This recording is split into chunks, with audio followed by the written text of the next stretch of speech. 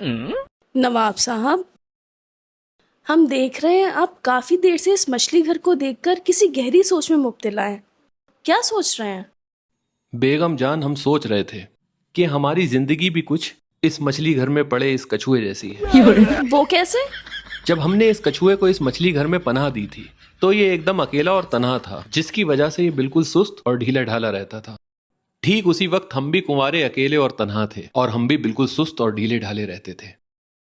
پھر ایک دن ہم نے ایک مچھلی کو اس مچھلی گھر میں اس کچھوے کے ساتھ پناہ دی، اور اس مچھلی کی وجہ سے اس کچھوے کے اندر چستی پھرتی آ گئی اور یہ پہلے سے زیادہ خوشحال رہنے لگا.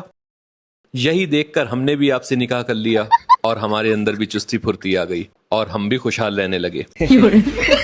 لیکن ابھی چند روز پہلے ہم نے کچھ عدد مچھلیوں کو اور پناہ دی، اور ہم نے دیکھا کہ اس کچھوے کے مزاج میں غضب کی تبدیلی آ گئی ہے، اور یہ پہلے سے زیادہ تیز ترار ہو گیا ہے اور پہلے سے زیادہ خوشحال رہنے لگا ہے.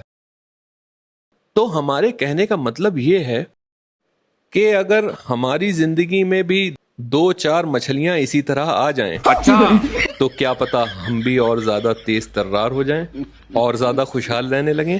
سمجھ رہی ہیں نا آپ بیگم جان؟ نواب صاحب، آپ کو اتنا گھما پھرا کے اس بات کو کہنے کی کوئی ضرورت نہیں ہے. ہم آپ کی بات کو بخوبی سمجھ گئے کہ آپ دوسرے نکاح کے خواہش مند ہیں. لیکن ایک مشکل ہے نواب صاحب. وہ کیا بیگم جان؟ اس مچھلی گھر میں آپ چاہیں جتنی بھی مچھلیوں کو پناہ دے دیں، لیکن اس کچھوے پہ کوئی اثر نہیں پڑے گا. وہ کیوں؟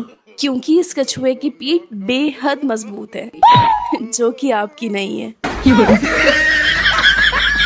تو اپنی زندگی میں کوئی بھی دوسری مچھلی لانے سے پہلے ایک بار اپنی پیٹھ کا خیال ضرور کر لیجیے گا.